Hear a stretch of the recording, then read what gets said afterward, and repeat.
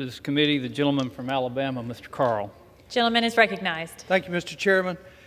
Madam Speaker, I rise today in support of H.R. 1, the Lower Energy Cost Act.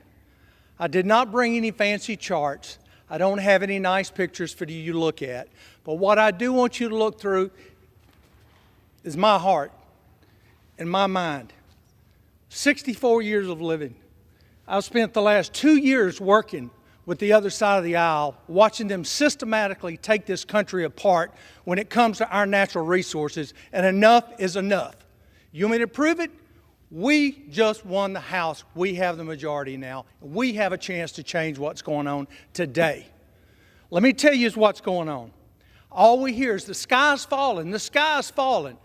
I encourage people to get out from wherever you're hiding and look around. Smell the fresh air. Look at the sun shining. It's not falling. It's like dealing with a bunch of guys practicing magic. They want you to watch one hand while they're picking your other pocket with the other hand. I've had enough. I've had enough, and I think it's time we talk about it. They have systematically shut down our copper mine, the largest copper mine in North American continent. In the world, so I understand. They've shut it down. Who are we buying copper from now? China, a communist country. A communist country. We're buying all that copper from. Excuse me, I got a problem with that. I look at my oil refineries, my gas refineries down in Alabama, outside of Alabama. Those gas refineries, you know what they're refining? Venezuelan oil. Not American oil, Venezuelan oil.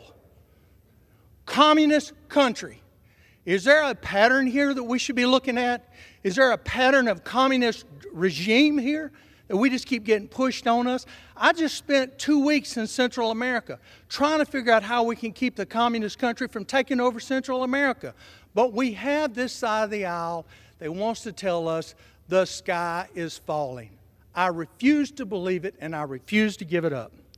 Voters made their voice heard last November when they sent the Republican Congress to put an end to this Democrat anti-American agenda.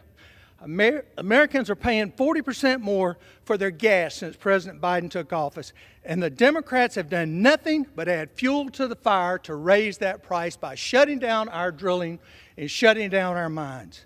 On the other hand, the House Republicans this week, we're moving forwards with a lower energy cost. This act, two primary objectives here. Increase American energy production. American energy production, not communist. To strip away the rules and regulations that make it harder for American infrastructure to grow this economy. This economy.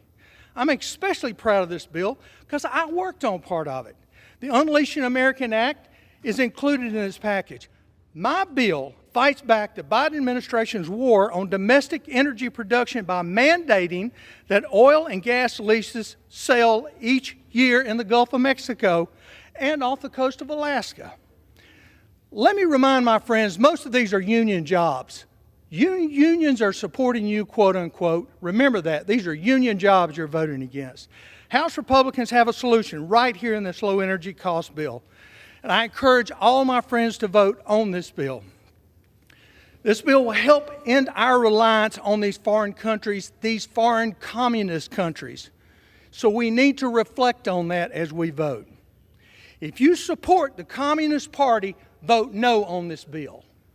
If you support American jobs, if you support American families, vote yes on H.R. 1. And Madam, I give it back to you. Thank you. I reserve. The gentleman